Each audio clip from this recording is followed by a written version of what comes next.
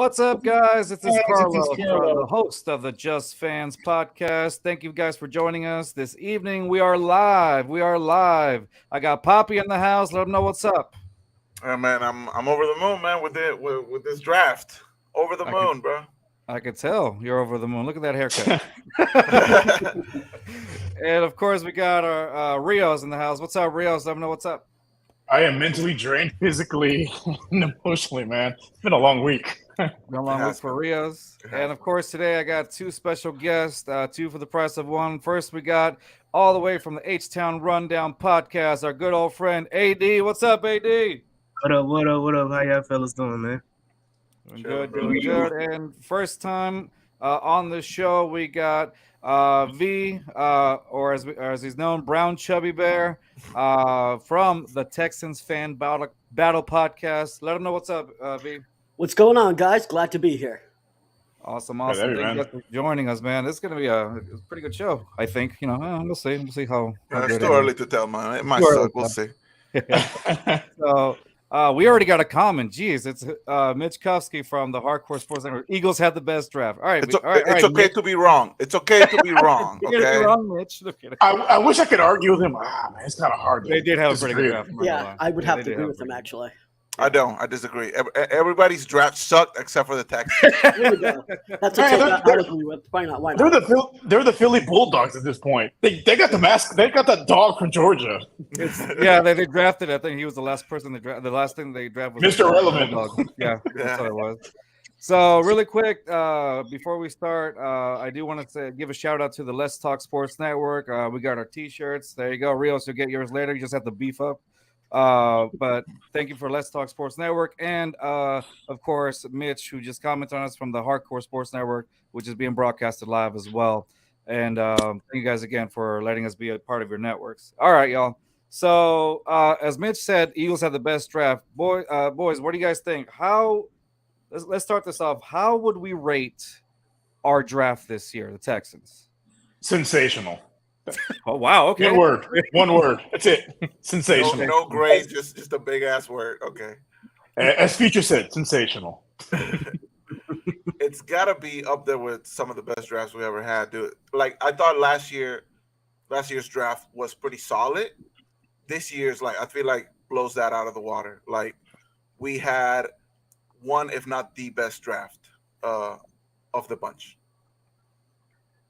Okay. I'm gonna rate it a D. No, just kidding. We'll deal with that later. Wait a minute. Yeah, What are you working just for right. NBC? yeah, we'll deal with that later. No, I think it's an A plus. I'm actually quite critical of roster construction. Anyone that follows me on Twitter or watches my podcast knows that.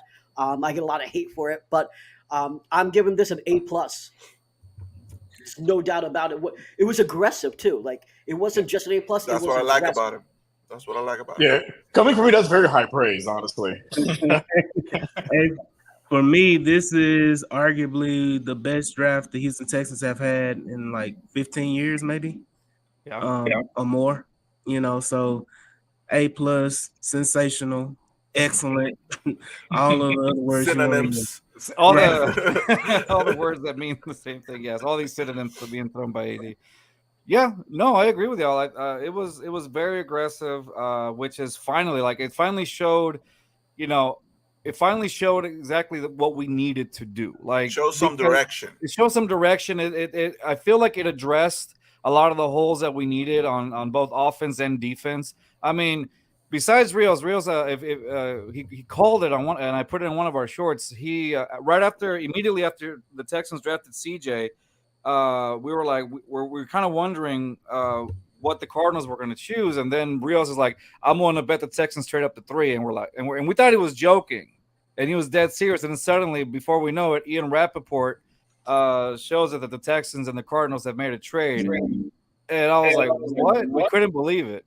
And I'm playing the Powerball this week. I'm playing the Powerball. Yeah, play the Powerball, Rios. Yeah, it was intense. Like, how did y'all feel once, what was y'all's immediate reaction once, I mean, we know all of ours, but what about you guys? What was y'all's immediate reaction when you saw that? Yeah, so I guess I'll start first, and I'll say that when the night before, Daniel Jeremiah released his mock draft, and he put in that we would get CJ and Will Anderson. So I'm not gonna say I was primed for it, but I was like, you know what, this could be the best of both worlds, and thinking that it could happen. And I was thinking that we weren't gonna possibly not get a quarterback because there was a lot of smoke, things I was hearing, and so forth. And then we got the quarterback, and in my head I was like, and I didn't know that we were going to trade up, but I thought that potentially that there was a chance that we will get Will Anderson at basically dropping or something like that. I thought that was a potentiality. That's even a word. But when the trade happened, I was like, oh my God, it really is happening. Daniel Jeremiah is a friggin' god. And shout out to him because he got 42 out of the 50 correct. And I gotta say that I find it hard that any Texan fan can actually be upset about what happened in the first round. Right? You got two top players in the draft. Two of the 5 players, you got him. It's hard to be mad. It's hard. Pause. All right.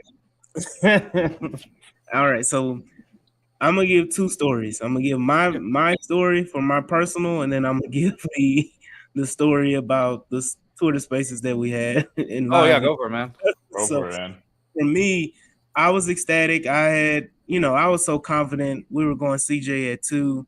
I was in Lake Charles and placed a bet for CJ and won. So yeah, I already knew what was going on and the odds were changing. So knew that, and then I am the agenda pusher for hashtag anybody but Mr. Anderson. So I was excited about the the trade. A little disappointed about the player, but it is what it is. I'm in acceptance state right now of that part, but I'm ecstatic that they were aggressive enough to make that move. With the Twitter spaces, it was recorded and deleted. Okay. The range of emotion of everybody on the spaces when we drafted CJ, everybody screaming, yelling, cussing, going crazy that we got a quarterback that we didn't fuck this up. And then we made the play. Everybody's like, oh shit. Oh, everybody's going that crazy. Was me. Not even paying attention to what's about to happen. And then when we drafted Will Anderson, the silence that occurred on the space, because you had people that was in shock, either in shock of what the hell, in shock of oh my God, like what happened? We really got Will Anderson, and it was just wild. It was, and then immediately went into arguments, going back and forth. Oh, wow. Why we, because we found out the compensation. And the compensation. Oh, I see. Okay. But they gave up for him. Okay. Are we not happy with Will Anderson? It's a conglomerate of people that. Yeah. First of all, I can't believe that there's arguments in Texans Twitter spaces. I don't believe that at all, AD. There's absolutely no arguments going on. So tell me, walk me through it. What was the argument against Will Anderson? That Will Anderson is a Hall of Famer, All Pro when he's unblocked. And that's been my agenda pushing against him, is that I don't feel like he is as great as an edge, because and then for the Texans, you pigeonhole yourself. You can only play him one place. You can't play him around the defensive line. He's not effective inside at all. You can't, he's small. It's small on the smaller side. And so Alabama had to do a lot to get him free, moving him around left to right on the edge, running stunts here and there just to try to get him away from single block, tackles. He, you can look at the Tennessee game this past year. First round tackle just abused him, the whole game. You can look at the A&M game. He got abused again both years, in the last 2 years. So, I mean, it's a lot of tape out there, to prove, not to prove, but to argue about how effective he is going to be. Is he going to be a Von Miller? No. Is he going to be a Myles Garrett? No. but could he be a Khalil Mack? Possibly. So I mean, and I think that was the argument about it is if we're drafting somebody that high, are they going to be Von Miller, Myles Garrett? Everybody's saying he's the best edge in the draft, best defensive player in the draft, but is he on that level? And that was the biggest question and biggest argument pushback behind it. I mean, but what was the alternative though? If we didn't go for him, then who do the people want? They wanted Jalen Carter. They wanted Jalen Carter. Okay. Jalen Carter for me, because I don't watch a lot of college ball, right? I knew of Will Anderson. I was trying to wrap my head around it because, like I was telling the boys when we were doing our live reactions, I was trying to make up my mind with the fact that maybe we wouldn't draft a quarterback because that's what all the rumors were saying. So I'm like, okay, let me look at this kid, Will Anderson or whatever. He seems pretty good. He doesn't seem like a bona fide Hall of Famer, but nobody does, coming out of college. So it's just something that I can see it, being a boom or bust type of situation. But same with Carter. I would argue the same thing with Carter. I feel like we had a lot of holes that we needed to fill. Center was one of them, but we weren't going to take a center that high. A wide receiver, maybe we could have done something with that. But I feel like some of the wide receivers that we ended up getting, Tank Dell being one of them, and then I believe we got what was his name?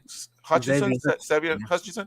Yeah. I feel like if John Mechie can take a step up, and we can finally see what he's made out of, plus these two other guys, like I feel like we address what we needed to address offensively. I feel like an edge rusher. There you go. Boom. You've been drinking. I'm feeling too like Rocky. I'm feeling like an edge rusher. Yo, Adrian, I didn't hear no bro. I feel like that position is a cornerstone. More so than any rebuilding team. So I feel like on defensive tackle as well. So I feel like it wasn't a bad pick. Like I can see why people might be like upset. Yeah, not even upset. I can see why people would make an argument, but I don't understand why people would be upset. I thought we had a very decent draft. Overall. Really quick, before we continue, shout out. No, shut up. Dante. Shut up. What up? Then Ed in Columbus, our friend who's a Browns fan. He said, when I was on your show, I said C.J. Stroud. I was correct. Congratulations, Texans fans. He will be the first Buckeye QB that will be a franchise quarterback. And of course, GROB 4866. What up, boys? What's up, guys? Thanks for commenting. What's up, y'all? Hey, Ed, I just want to say thank you for that first round pick that we have from y'all next year. Because if it wasn't for that, we wouldn't have traded to number 3. So I appreciate you that you guys actually gave us something to play with. Yeah. Thanks for the help, bud. I hope all your players get the flu all year next year. And your team sucks.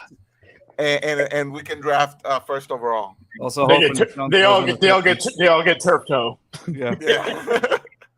You're welcome, Poppy. Say hi to the Sean from me. Yeah. All right, sorry. Go on. Oh no! So I wanted to say, I think later on, I think that night Landry Locker on his podcast made a compelling logical argument about it, that the trade wasn't for Will Anderson. It was for CJ. It was for CJ. Yeah, right. And when you sit back and you think about it, okay, that compensation for CJ is a steal compared to what's been done in the past. I mean, San Francisco had to trade 2 additional first-round picks, and we only had to trade 1. So, I mean, we won that trade, and I think people just can't unsee it, because if we would have taken Will Anderson at 2, and for CJ, it would have cost us possibly that 2 additional first and additional second. It would have been ridiculous price because Tennessee would have tried to jump. Yeah. The Colts possibly would have tried to jump. Raiders. I mean, it would have been a free fall. So it would have, yeah. And I'll just add that for people saying like, why didn't Nick, try to negotiate this down? And I'm not even the biggest Nick defender. I'm actually the opposite. But so he said that it came down to the last 90 seconds. So it was a minute 30 seconds left on the clock, and he was working with Arizona trying to get the deal. And he knew, it was basically the draft day. Will Anderson, no matter what type of scenario, so he had to get it done. This is probably more cinematic than the actual movie. Like someone should direct this. It just shouldn't be me. Maybe AD, you can take care of this. But this really should be a movie because you're trying to get. I honestly think they wanted Will Anderson even more than they wanted CJ Stroud. And they planned it that way. And the thing is, they had to get him at any cost and by any means necessary. And that's what they did. And so when you have 90 seconds left, you haven't got the deal yet. He had to give up a little more than he wanted to and to secure those positions. And there's 3 positions that you need, right? We just talked about it. Quarterback, edge, left tackle. We already had the all-pro left tackle. We're missing an elite talent at the quarterback position and the pass rusher position, and now we have all 3. So to me, we got it done. You can nibble, you can you can kind of be mad about the trade capital draft capital that we gave up, but at the end of the day, it's capital. It's not players, and what we need to do is get players, not stack up picks for the rest of our lives. Talk your shit, bro. Talk your shit. Let them know. Right? Yeah, no, I see your point. Yeah, definitely. Also, this is a really cool name. Normal guy. What up? Normal guy. Hey, I mean, yeah, makes me think it's actually not that normal. 100% agreeing with you, V. Like 100%. Oh yeah, definitely, man. But we did what we needed to do. Like you said, we needed some cornerstones in this team. It looked like the ownership wanted a quarterback. D'Amico wanted Will Anderson. So it's like we brought D'Amico in to trust him.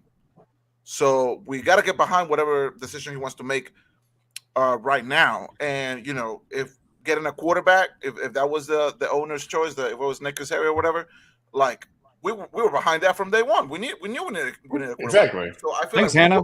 we walked out of this draft. Doing exactly what we needed to do. So A+ all around. But even D'Amico said he saw 2 top quarterbacks that they're going to go for one of the top 2 quarterbacks, and they did. But you said know who they had, 1 or 2. But I mean, I'm pretty sure they had Bryce number 1, but like there was no way we're getting Bryce. So. That's what we kept saying. Like all 3 of us on our show is just that we didn't see. I mean, don't get me wrong. I really do want to give credit to the organization how tight-lipped they were about it. Not once it was either going to be Will Anderson at 2, or it was going to be trade down or whatever. It was going to be like those scenarios. But I didn't think we were going to trade down. There was no leaks. There was no nothing, and that's I want to give Nick some credit for that because he just kept that tight lip. I think honestly, because Jack's gone. So Jack's gone. So he's obviously not. Hey, I just got this intel from inside the Texans organization. They found D'Amico and Nick's they had it taped to the wall. Not the big board. They had it taped to the wall in their offices. Said, can you see it? I need to put the little thing behind it. No, it's just white. I can't see it. The white screen. I'm gonna send it to you. You can post it. Yeah, I got you. Yeah, it's very intriguing, Carlos. Like it's really intriguing. All right, send it to me. As you could tell during the press that Will was their guy. They spoke so much on him, not as much as CJ. And that's true, right? It was Will all the way. You could tell, like Nick actually specifically said when they talked about CJ that he has a long way to go, and was talking about how much work that CJ had to do to get up to speed. But when they talked about Will, it was like it was his firstborn son. So, I know everyone is saying that D'Amico was pushing for Will Anderson. Honestly, it doesn't seem that to be the case. I know that he's a defensive head coach, so the automatic assumption is he wants a defensive player. But, he's also mentioned in the past that when he could have gotten a top linebacker, he chose a running back because that was best for the organization. And I think people are still married to this part that if you're a defensive head coach, you have to prefer a defensive player. And I don't see that as the case. What I see, because D'Amico also not only talked about quarterbacks, but the way he talked about them. Basically, if you look at the way that Nick talked about them, I believe that Nick actually wanted Will Anderson. Nick wanted him for such a long time, and then D'Amico was saying, hey, I'm to be a head coach of a winning organization. We need a quarterback. Yes, I want a defensive player. I think we can actually get both. I think that was a conversation. I think the assumption that D'Amico only wanted Will Anderson over C.J. Stroud is a misinterpretation of, basically it's an assumption, and I don't believe that assumption is correct. I agree with you. Like he came from the 49ers. They didn't have an elite quarterback, and they perennial playoff team, but they don't win Super Bowls. Right. They get there, but they can't finish. They can't finish the job. Jimmy G took the Super Bowl, and then fourth quarter fell apart, and Mahomes won it. I mean, it was Mahomes, to be fair, but regardless of how we got there, we got both of the guys that we wanted. It looks like, and with the rest of our picks, I feel like we drafted a good squad, and I'm excited. And this is weird to say as a Texans fan, dude. I'm excited for Week 1. I'm excited for rookie camp. Seriously, I mean, yeah. I'm excited for that rookie camp, training camp, all that. I can't wait. Honestly, this is the most excited I've been since 2019, and I might say I probably even more because we've had such a bad past couple of years. I can't wait the 4.5 months it's going to be for kickoff of the preseason. Like, give me some football, goddammit. The XFL not doing it for you? We lost. I mean, we lost. Yeah, I mean, the Roughnecks, listen, they had a good run too, but they lost. Hey, the Roughnecks. Really quick. Oh, sorry. All right. No, really quick, I got the intel that you're talking about. Yeah. So this is through our sources, by the way. There was exactly. How did you introduce it, AD? I'm sorry. These are your sources that you got. Yeah. It was intel on the. One more time. No, this was intel I got from inside the organization. Right. Actually snapped a picture from Nick Caserio and D'Amico's wall. It was in the war room, right? Yeah, in the war room. Yeah. So we have exclusive pictures of the exclusive picture that AD's talking about from inside the room, the war room. Okay. Yeah. Y'all see it, right? That was a one note. That's it. That was it. All right. That was a sticky note, man. The sticky note. But, I like that spelled correctly. Really quick before we go on, Normal Guy wrote back. Is that a Barcelona shirt? You might hate me. I am playing as Real Madrid in FIFA. Ban him. Ban him. Out of here. Get out of here. My new friend right there. My new friend. And then it says Faction Cast Podcast, yo. Then we got GROB 4866. Am I the only one that's ecstatic about the D from TCU? Led the Big 12 in sacks, and they play a 3-man front. He is going to surprise a lot of y'all. No, I'm excited about him too. Like we mentioned earlier today, like he led as a DT led the Big 12 in sacks. That's pretty crazy.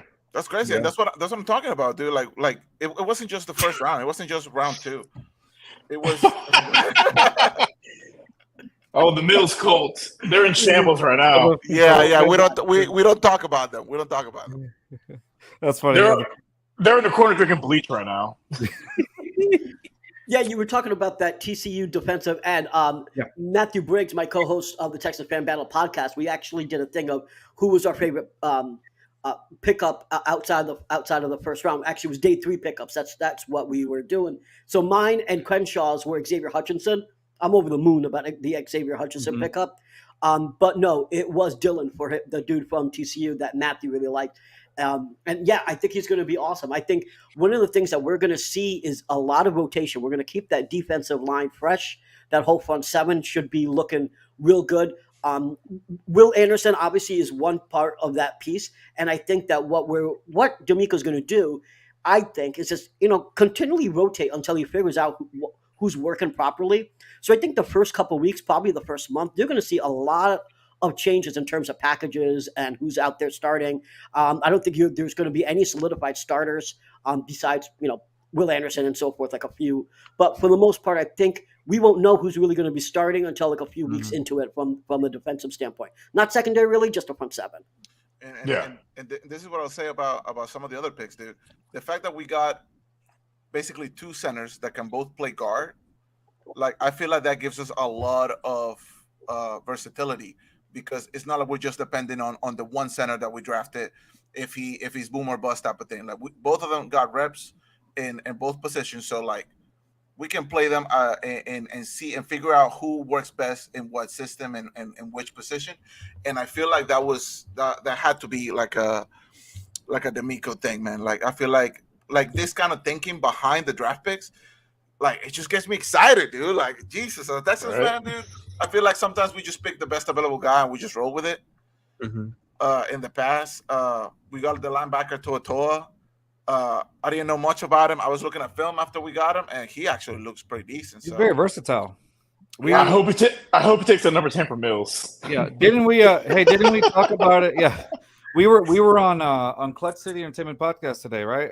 Rios earlier this morning, and we talked about him as well, how like his versatility and stuff like that, and the whole linebacking thing.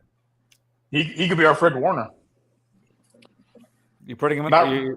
You think so? Not year one, year two. I can see the transition.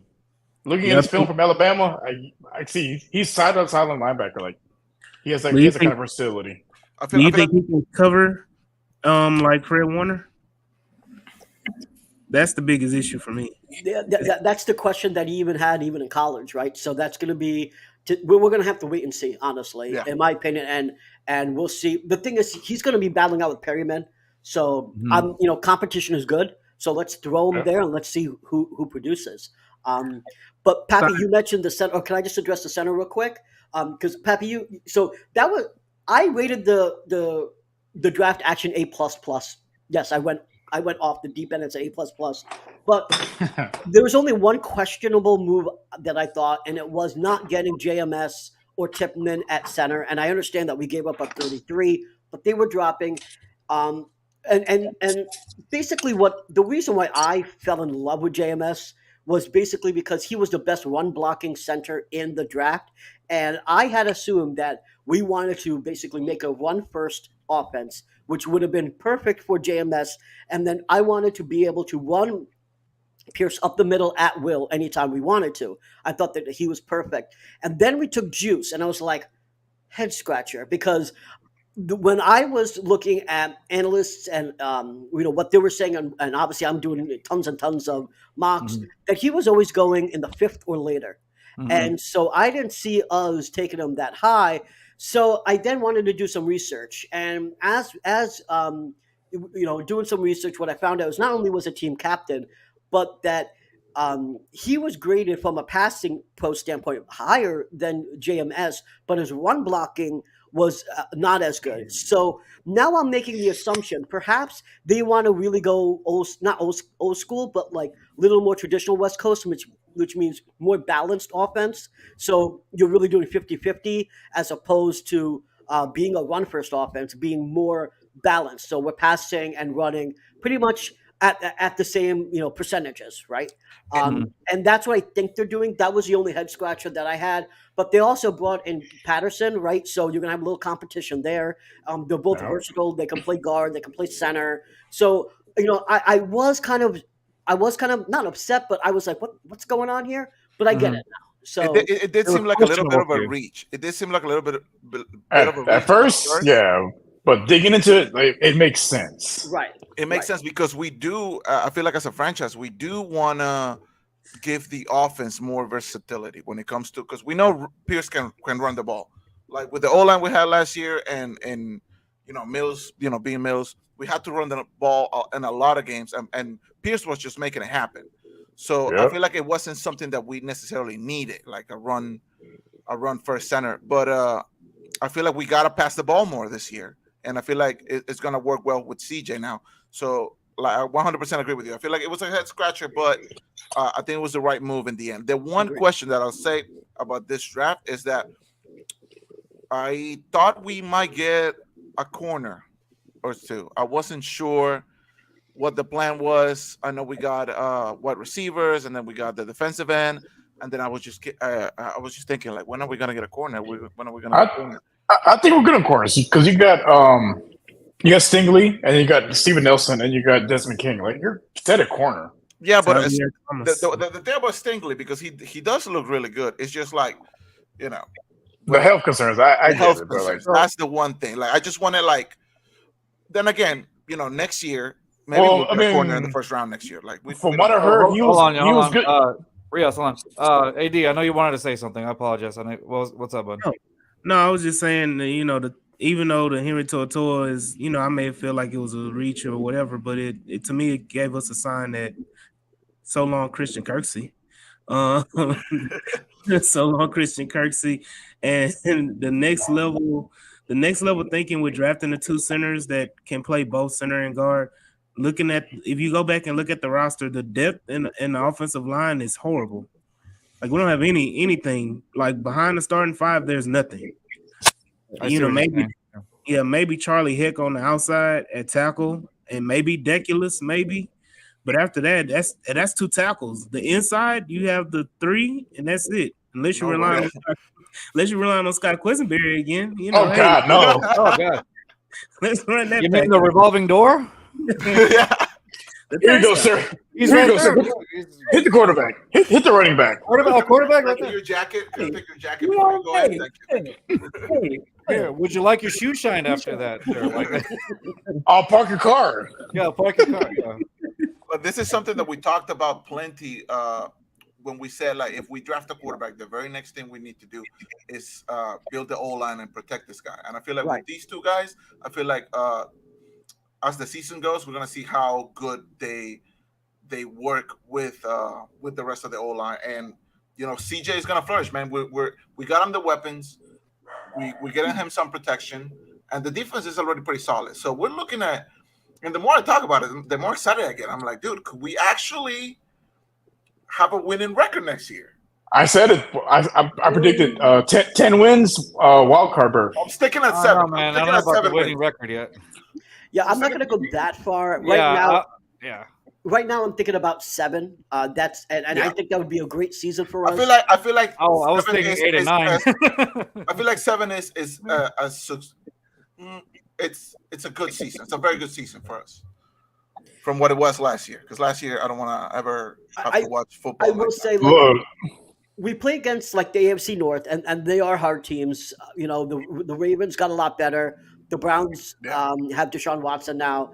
They got a little better with Cedric Tillman as well. He's got another weapon there too. The Ravens got Zay Flowers. They just re-signed Lamar. The Bengals got a little better. So I mean, even the Steelers got better, right? They got another D tackle. They got better in the O-line protection for Pickett. So that AFC North is going to be hard. I will say the Jaguars, the Vegas thinks they're going to get on the over at 11.5. So they're going to, they look like they're going to be a strong team. In our division, I think the Titans will actually be the worst team in the division, not us. Oh yeah, I agree. Yes, they are. I agree. So I think we'll do well. I don't think honestly, going from 3 to 7 it would be a major upgrade. Right. And so even if we don't have a winning season, I don't think fans should be upset. I think if we go to 3 to 7, consider that a success. But I think in 2024, it's playoff time, buddy. We're going to the playoffs. I agree 100%. Oh, that'd be awesome.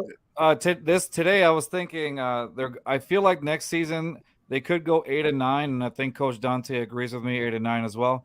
And that's me like putting the ceiling high, like because we're gonna have those games that we're probably gonna win games that we probably shouldn't win. That we're probably going to have games that, we're going to lose games that we definitely should have won. Things like that. Texans are going to Texan any day of the week. So I was going to say, 8 and 9 just to keep it at that's a high ceiling right there. So 8 and 9. Look, I'm a pessimist by nature. If I'm saying 10 wins, we're winning 10 games, goddammit. Hey, you haven't been wrong yet as far as he has been. So we got to trust him. And also, this is a different team, dude. This is a completely different team now. D'Amico's behind the wheel. I am putting my trust on this guy. I feel like we can't look at last year. We can't look at the last few years, what we've been doing as an organization. I feel like this is a good starting point to look forward. And I'm like V said, if we can get 7 wins, dude, I'm calling that a win. Yeah, I'm calling that a great season. Yeah. And we have a legitimate quarterback. It's going to actually throw to receivers' hands, not their feet. Yeah. The most important thing is not even winning this year. The most important thing is developing all the youngsters. And hopefully the year 2 players can have a big jump. Kenyon Green, he needs to hopefully, beef up a little bit and go toe-to-toe with the rest of the linemen that he faces on the week-to-week basis, and then Stigler needs to stay healthy. John Mechie, if he can actually like get on the field and get some production out of this guy, which he could very well be our best wide receiver next year. I said this morning. I was like, Mechie, wide receiver 1 this year. Yes, he could very well be. GROB4866 says, if CJ develops, we will compete with everyone and surprise a few teams. What's the over-under now since draft night? I think the Vegas odds had us about like 4 or 5 wins, which is fuck Vegas and fuck the Raiders. Well, let me just say a couple things. The first thing is Vegas odds, from what I look like, still had us being the second worst team after Arizona. What I will say about Vegas odds is they had the Bengals being 6 wins and they went to the Super Bowl. They had us picking Will Anderson at 2 and we got CJ Stroud. Fuck Vegas. They can suck this brown chubby dick. And fuck the Raiders.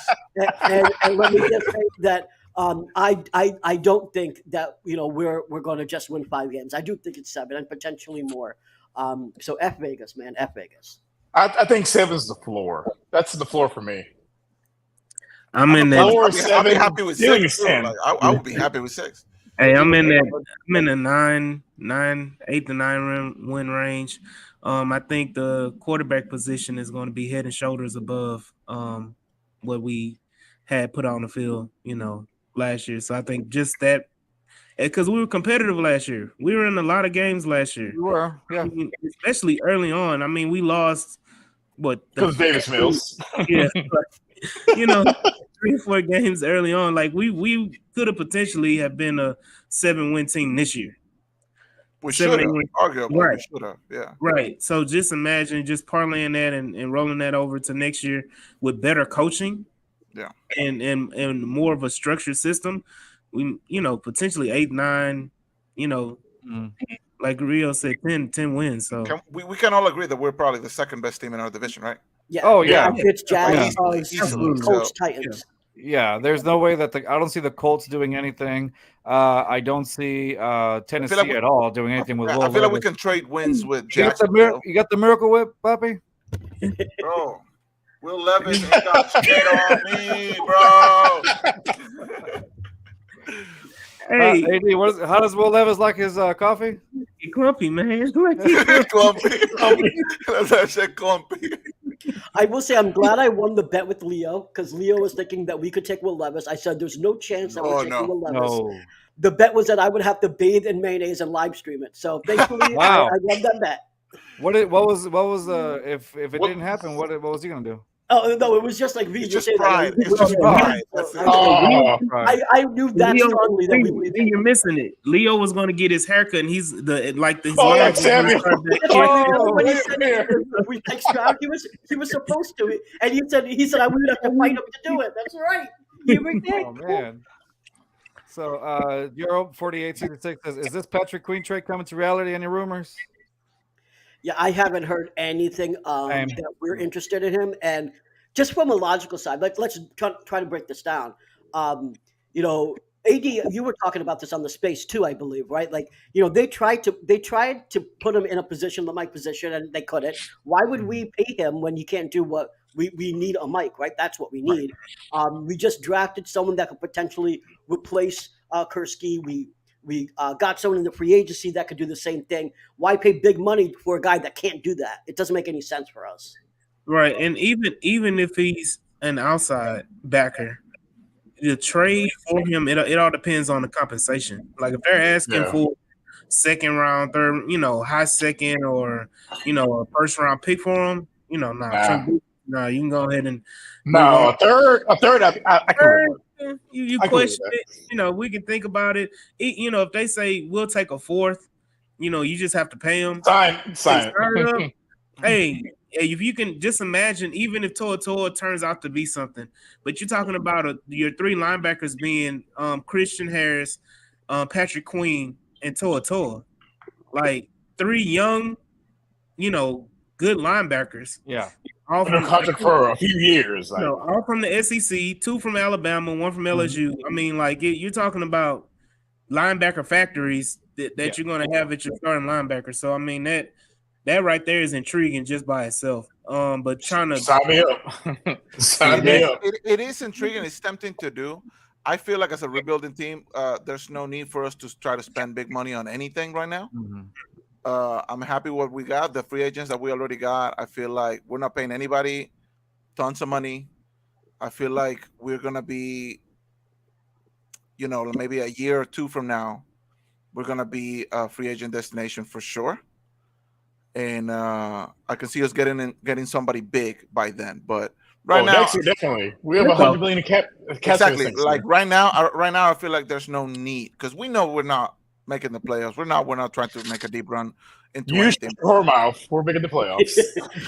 Not this year. I mean, if we do it this year, great. As long as the Browns, go 0-17, I don't care. You're buying tickets if we go to the playoffs. Shit. I just want to use an asterisk with that.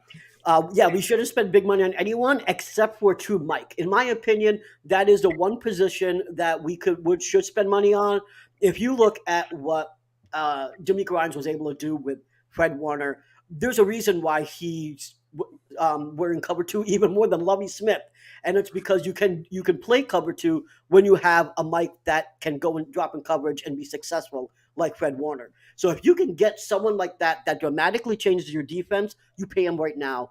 Even though we had the draft that you have, that is the one position that we still are, we're wavering, trying to see who it's going to be. If you can get someone on Mike like that, you pay him. Pay him right now. I'll give you that. Give you that. I agree. Yeah, no, for sure. All right. So, what else?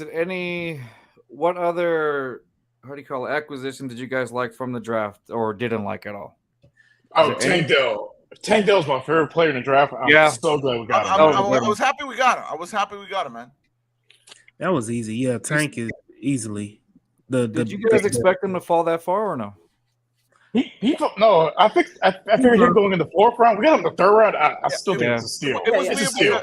Because, I don't know, the wide receiver, at least in the 1st round, nobody was taking wide receivers, and then everybody got one, right? So, right. It's like they all simultaneously all these teams started simultaneously taking wide receivers out of nowhere. And I don't know how much of that is, people panicking, they're starting to take wide receivers. Let's get our... monkey see, monkey do. But Tank Dell, I feel like was a great acquisition. And, he was a steal.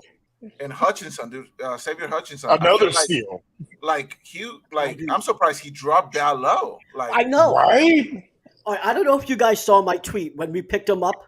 Yes, I did. They were saying he was the number 150th overall player in the draft, and we got him at 205. Dude, let's go. Right? I feel like we came out winning with that pick. Steal. No. But I see Tank being our Debo, maybe a smaller version of Debo. That maybe not running up the middle, but other stuff that Debo does. Playing all over the field. I see Debo. I see him doing that. Yeah, the gadget. So you see Mechie. So we're looking at this wide receiver core for this upcoming season. So you see Mechie as wide receiver 1, right, Rios? I do. Yeah. And you see how do you call it? Tank just basically like a Debo Samuel. All over the field. Yeah. So let me ask you this, and I'm asking you, V, because you have it on the back of your on your background there. How do you see Nico Collins this year? Do you see him stepping up, regression, or wide receiver 2? So honestly, there's two ways to review this, and I do have his rookie. It's actually the wrong number, because it was actually. Oh, that's right. Yeah. So it's actually 84. It's actually signed too. So I mean, I actually watch a ton of Michigan games, and that's why I got it so early. I will say that. Am I as high as I was 2 years ago? No, because he hasn't stayed healthy, frankly. That's the big deal. Yeah. And his route running did improve this last season, but I don't know if he's going to be more than a wide receiver 4, frankly, right now. Wow. And I know that might sound like a hot take, but I think that Xavier Hutchinson, if he can do what I think he can do, I think he's going to crawl in there. I think he can do a lot. I think that they also value Robert Woods from the vet perspective. So I can see possibly in the beginning, they'll have Nico out there, but will he stay healthy the whole season? I don't know. And then when he does, if he gets hurt, well, they're going to replace him. And I think Hutch can take that job. And so I see long-term, it could possibly, well, not necessarily long-term for years down the road, but for this season, Robert Woods, Mechie, Xavier and Tank, and I can see that being our core receiving group. So really, when it comes down to Nico, it's a matter of staying healthy. His conditioning is important. He lost weight last year too, which also, he needs to be that 6'4", 215 to 220-pound guy. You can't lose a ton of weight. We got him. We traded 2 fourths and a fifth because we thought he was going to be the X, and he hasn't been that dude yet. And so this is a shot. And if he can't stay healthy, I think this is his last year here if he doesn't stay healthy, honestly. Could be. And we got to see who's going to work the best with CJ. We're going to see, building chemistry out there. I feel like, like Rio said, I'm still sticking with Mechie being or wide receiver 1. I was thinking Nico could be the 2, but like you said, as long as he can stay healthy, as long as we can get production out of him, he could be a 2. But I feel like we do have the foundations of a really good wide receiver core for years to come, dude. I feel like unless something crazy happens this season, exactly. Yeah. I feel like next year we can focus on other positions. What do you think, bud? No, I was saying I think the draft of Dell and Hutchinson is going to light a fire under Nico's ass. I think it should. It should. It's something that I think he's needed because there was nothing else outside of him and Brandon Cooks. Yep. He felt real comfortable, kind of. I'll say he was lazy. He was lazy, and he injury prone and not being prepared on day-to-day games. Like, you shouldn't have games where you're 4 catches, 70 yards or something like that. Then the next game you have 1 catch for 8 yards. To be fair, we weren't throwing the damn ball a lot last year, and when we were throwing it at people's feet. Yeah. So I don't see, apart from the health aspect, I don't see like a lot of the in-game stats reflect the potential that Nico's. Yeah, because Mills is ass. Let's be honest, Mills is ass. I thought he was neck. It's 7 feet of neck and then ass. That's it. He's like, thank you. I'll tell you what, boy. I'll tell you that boy. Bobby. Damn it, Bobby. We tell what if somebody asks for their steak well done? We ask them politely to leave. Propane accessories. Damn it, Bobby. Yeah. Oh man. So really quick, guys. And I'm gonna ask this question because it's we usually run for about an hour, so I know this is gonna take a good while. I believe you guys know what I'm about to ask you guys. So I'll start off with UAD and then V. You'll answer at the end. So this entails with the Texans content creators here in Houston, of course. And so, V's in Florida, so whatever. So I guess all around. We had a guest last Monday, young Argold, and he had we talked Texans with him the last time we was here, and towards the end I asked him the same question I'm about to ask you guys, and it was he released a video that was called previously he had talked about content creators like not being like up to par or whatnot, and I might be misquoting it here as well, so. But then I think, he then said it was, it's constructive criticism. I'm sorry, not sorry. He said, this is just constructive criticism or whatnot. So we asked him, what was the aftermath, after that the video was released. And then as you guys saw, he answered, he answered it. And so I want to ask you guys, what do you guys, starting with you, AD, how did you feel when Sorry Not Sorry came out? Do you feel like it was constructive criticism, or what do you feel like? So the first video, I was like, I was kind of pissed off because not just shitting on everybody. I feel like he was shitting on everybody unnecessarily. That was the first part. The second video, the Sorry Not Sorry, really pissed me off for seriously, because now you're pointing a finger at what we're trying to do over at the HTown Rundown. And if you're going to say something, if you're going to be ballsy enough to say it and insinuate things, go ahead and put the name behind it. Go ahead and at me, or not at me, but at the podcast, at what we're doing. Don't insinuate or make suggestions on what we're doing and try to shit on it. when it's showing dividends. You know, like we're a brand new podcast, just starting out, not even a year old, and you know, we're building something. You know, we had to go in the middle of rebrand in the middle of trying to build a podcast. So, you know, if you're gonna talk shit, you know, at me, be ballsy enough and we can have a conversation. Don't shit talk me and then block everybody. You know, that's the part. Like, if you want to have a conversation, we can have a conversation. That's just for my, you know, podcast and everything like that. But I mean, if you want to give constructive criticism, give it.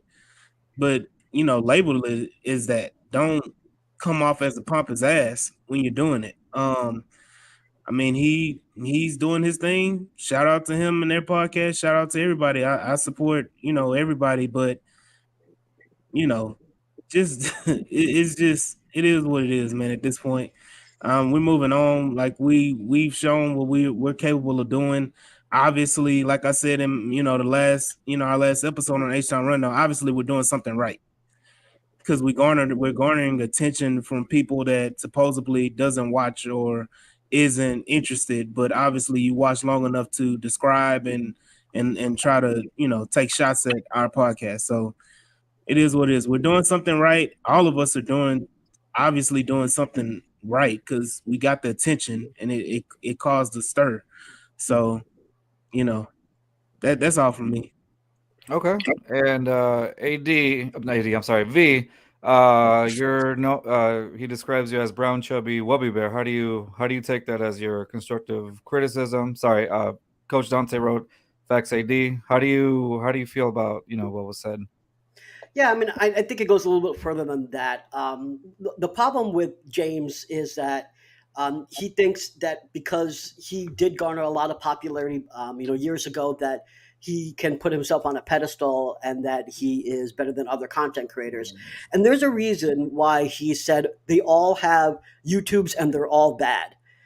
He didn't say some of them bad. He didn't single out people. He said they're all bad. Him saying that he's better than everyone else. That's literally what he said in his podcast. And of course, he backtracked the next day by saying, well, I wasn't talking about everyone, but you literally said they are all bad. Part of this comes to because he doesn't like being challenged. He likes having people just agree with him. And so this started a while back when, when I, for example, when I actually agreed with some of his views, he would engage positively the minute that I had a negative, what he considers negative or contracting view. He does this over and over and over again. And because he does have, a pretty decent following, he quote tweets you and then basically demeans your opinion and expects everyone else all his followers to basically attack you. And so he did this one time where I was saying if we didn't take a quarterback in this draft class, then I would seriously consider why Nick Caserio is the general manager.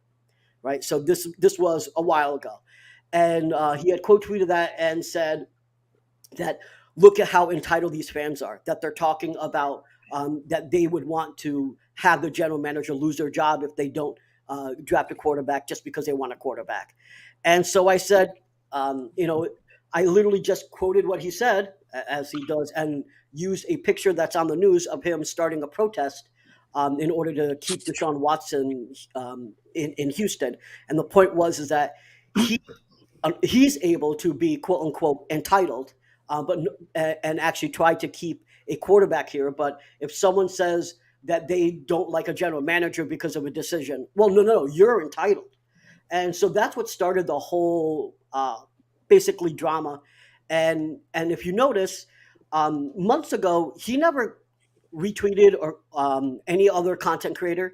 In fact, I had a discussion with him publicly on Twitter where he said he doesn't watch any Texans content at all. He doesn't listen to any Texans radio. He said he stopped listening to anything after he stopped doing his show. And then all of a sudden, after all this drama, now he started retweeting every single content creator out there. He started quote tweeting content creators saying, you're doing a good job, because basically now he's overcompensating for the shit that he did before, which is saying you all suck. And that's just who he is. And that's what the drama happened. And my response was to show a video. He actually has things wrong. Some of you are part of the group. He thinks that I started some sort of movement. I didn't start anything. Patrick Storm did. Patrick Storm is the one that created the group and said we want to band together. He thinks I did. He says that I started some tweets calling him racist. I didn't. I was tagged in it. I know who did start it. It wasn't me. So he doesn't even know what the reality is, and he's making assumptions that are way off base, and his actions are because he doesn't actually know the truth, nor does he even plan to care about it. And so he says he doesn't care about it, yet people send me stuff all the time that he's still talking about me, apparently, like constantly. So I just think he's just ridiculous. Okay. So that's what so when I brought this up, I wanted to, the whole point is like, at the podcast here, the Just Fans, we're cool with him and we're cool with both of you guys. Like but I wanted y'all at the same time. I wanted people to like, okay, for the people that saw this whole thing, I wanted, what was his side on it, and then what was your guys also like to have both points of view, basically. Yeah, both points of view, both of it, and this is honestly, this is the last episode where we do that, because like AD said earlier, it's over and done with, and it's time to move on. But I wanted that to, okay, this is what happened, this is one side, and then this is the other side, and what happened, and I just wanted to make sure, hey, it happened, it was addressed by the parties that were involved in it, and where do we see the issue, what it was the issue, and at least we talked about it, and we got to see both sides of the argument, or not the argument, but the actual what happened. So anyway, so now we all move on, we all do our thing, and so, and I think that's it. Hopefully this matter's gone to rest. So nonetheless, I do want to thank you boys for joining us, gentlemen for joining us. We're the boys over here, gentlemen. Thank you guys for joining us this evening. I am a gentleman, sir. I'm a gentleman. I don't know about that. I don't know about that. Read behind, like under my thing. I'm your actual father, all of you. Shut up. Nonetheless, I'm a father. Oh my god! Finally. Okay, you know what? I'm not gonna claim you no more. I'm not. No, you need to claim them. That goes good on your taxes, sir. Yeah. No, nonetheless, I'll take the hit. I don't want to claim them. Oh, Rios, do you have a beer? Mitch is asking, Rios, do you have a beer of the day or the week or anything by any chance? Well, I've been drinking Modelo. Drinking a Modelo? Yeah, Modelo? That's all I have left. All right, deal.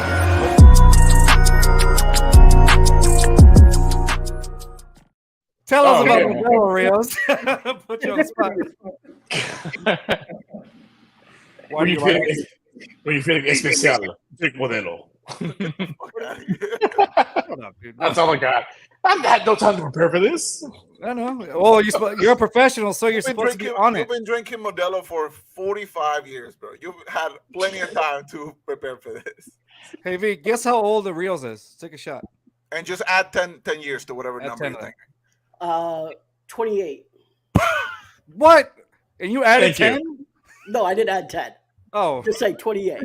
No, if you go in the 20s, you have to add 20. every decade, you have to add another. Yeah, you have to double it up. They're just gonna have more hair than both of them.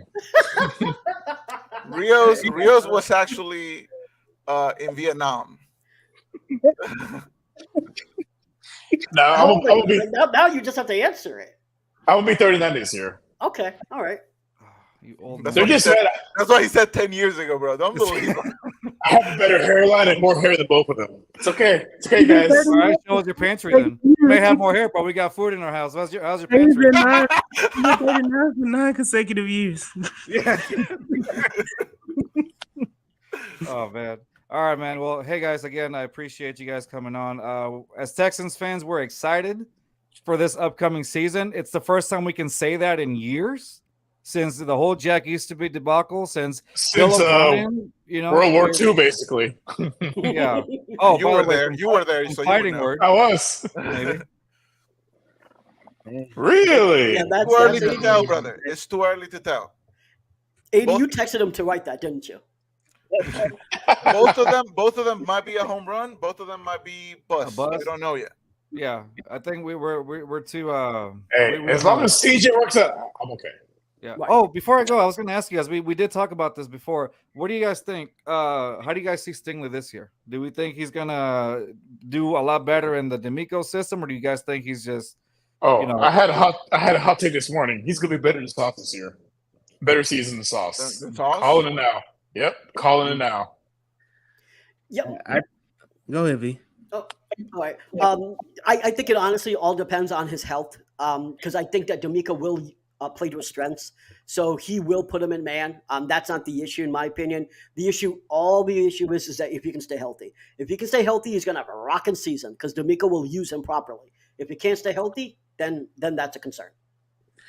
Yeah, I think we're going to get freshman year at LSU Stingley. He finally is coming into a season where he's fully healthy, no surgeries, no anything in off season, and is literally going to come in and finally compete and be able to do so without worrying about nagging injuries and being held out for this and held out for that. They did that in the rookie minicamp and the training camp last year. They held him out because he was still coming off that Lance Frank injury. This year he's coming in with a clean bill of health. Already was there day one at the OTAs, and so he's going to be there in full capacity. So I'm looking for a big season from him. there you go. All right. And before we go, what do you guys have coming on this week on the podcast? AD, go for it, bud. All right, so we'll probably have it on the same day as V. I think we're going to be like right back to back on Wednesday. But we have Cody Johnson coming in on our Nice. This week coming up talking about the draft and we're going to go into the schematics of the offense and defense and how those draft picks will fit in both the offense and defense with D'Amico and the coaching staff. All right. So, we should have drafted a kicker.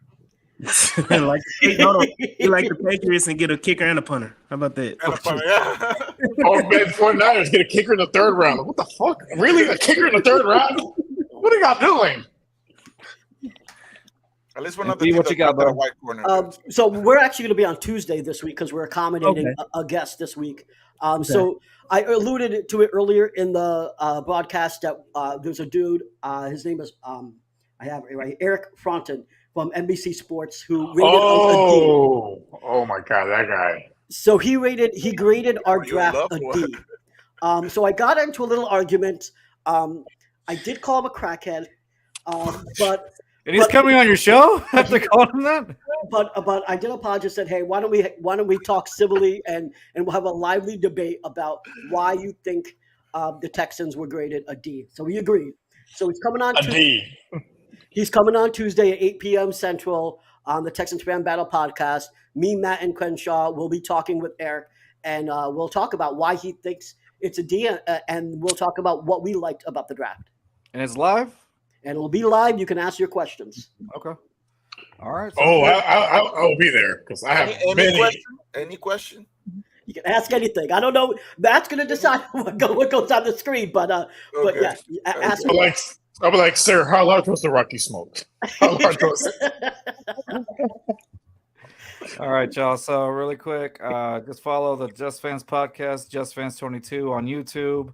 Obviously at Just Fans 22, at TikTok, Just Fans 2022, because somebody took Just Fans 22, at Twitch at Just Fans 22, and of course at Twitter at Just Fans 22 as well. If you're on the go, if you don't want to see our ugly mugs, just listen to us on Apple Podcasts, Spotify. Who you call ugly? You, especially you, old man. The future is now, old man. Okay.